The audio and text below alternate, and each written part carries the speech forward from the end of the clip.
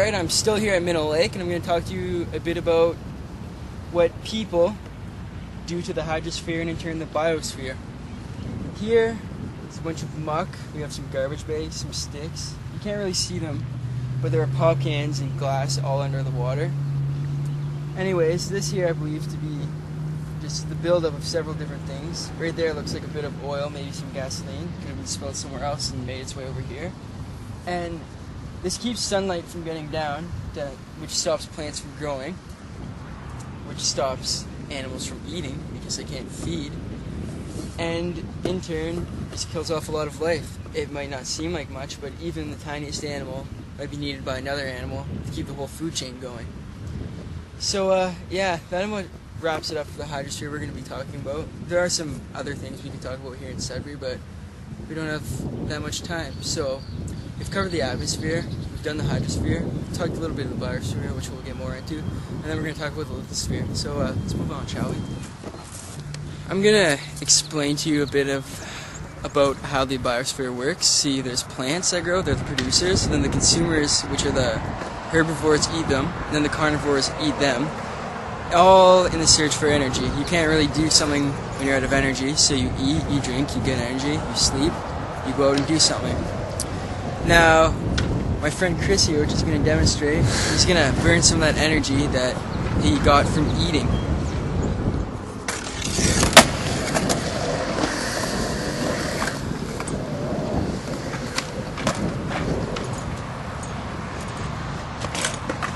None of that would have been possible without food and drink, all which come from the earth, and we're going to end up running out of that if we don't take care of that. I agree. Anyways, that about wraps it up for the biosphere yet again. Let's move on to the lithosphere. Oh man, Shotgun. It's so sunny out today. Speaking of which, I think you forgot to tell everyone something, Josh.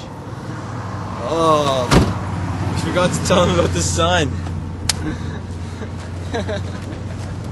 Well, the sun's a bit necessity to us here on Earth. Agreed. I mean, we need it. Plants need it for photosynthesis. We need it to provide energy for us. Yeah, and if the sun isn't there for plants to grow, then there's nothing there for the animals to eat, and then there's no animals for us to eat, being the hungry creatures that we are. So I guess that means we'd all pretty much die? Yeah. Well, we wouldn't exist if it wasn't for the sun. We wouldn't be here to die. And if it went away, yes, we would be dead. I find it just so mind-blowing how, like, there's so many stars in the universe, and our sun is just a close star. It's the perfect place for it to be. Right on, dude. Let's get go. out of here. Don't forget I called shotgun. As you'll see behind me, it's a massive pile of slag. This slag is a byproduct of smelting. What they do is they take the rock up from underneath the ground, and then they run it through like smelters, and the copper and the nickel that's in it gets like soaked up and like refined, but the slag, like the byproduct from it, just gets thrown in these valleys here. This isn't the only place in Sudbury that has this. You'll also see mines like Inco. Yeah. As you can see behind me, we got some rapids, and I'm going to take a little bit of time to include this on pretty much every sphere except the atmosphere. You got the hydrosphere here carving down, giving a way for animals to breed, live around it, feed off of it, which is the biosphere. It also supports the plants around it. We got the lithosphere in the form of the crust, which most of this is based on, and the rock all around it. And the hydrosphere is quite clear of the water and the atmosphere around it. Obviously this channel gets a bit wider, a bit more every year, though people really noticing until years and years later. But yeah, that about concludes it. I have no idea where Josh went. He said he was going to meet a new friend of his.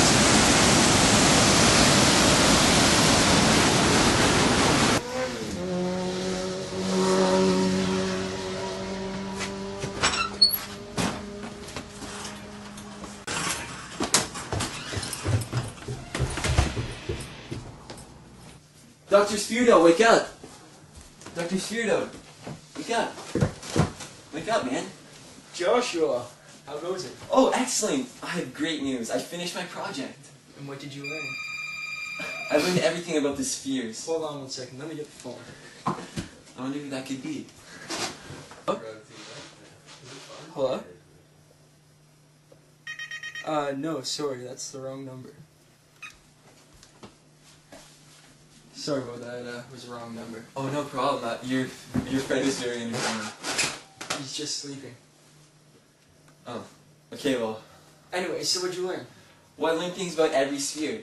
Tell me about these spheres. Well, the biosphere is everything that's living on the face of the earth. It's like plants, animals, and all the processes they go through. And there's the hydrosphere, which is like all the water on the earth, like rain, things like that, and like the different cycles that it goes through. And there's the lithosphere, and it's like rocks and the formation of the rocks on our earth, things like that. And the atmosphere, which makes up the air in our earth that surrounds our planet, keeping us healthy and stuff. Very good. Where are your friends though, Joshua? Oh, well, I kind of just didn't tell them about you. So, when are you going to hand in this report? Well, actually, I did tell them about you. We searched you up on YouTube, and you were crazy. You were doing these awesome experiments. It was phenomenal, and I must say, you're somewhat of a genius. Thank you. So what's your teacher's name? Mr. Gordon. He's alright, I guess. He's kind of, I don't know, he's a pretty good guy. Oh, that's good. Mr. Gordon, I hope you enjoyed this.